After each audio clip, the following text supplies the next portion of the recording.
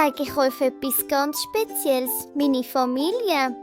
Meine Mami, mein Papi, meine Grossmami und mein Grosspapi und noch viel mehr.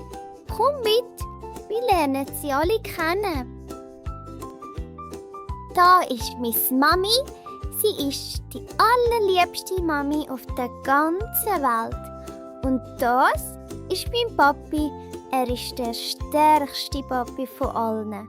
Mit Mami und Papi fühle ich mich daheim. Schau, das ist mein Bruder. Mit ihm spiele ich am liebsten.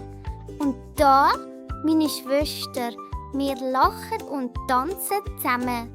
Brüder und Schwester, meine besten Freunde. Schau, das ist meine Tante. Sie bringt mir immer ein Geschenkli mit. Und das ist mein Onkel. Er ist lustig und macht witzige Sprüche. Tante und Onkel. Mit ihnen wird's nie langweilig. Schau, wer da ist. Meine Grossmami. Sie backt mir immer Guetzli und erzählt mir schöne Geschichten. Und das ist mein Grosspapi. Mit ihm gehe ich in den Wald und lerne über die Natur.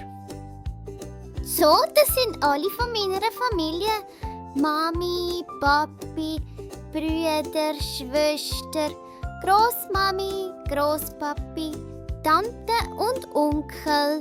Ich habe alle so lieb. Das ist schon meine Freunde. Folgt mir für mehr und drückt Daumen nach oben. Bis bald. Tschüss.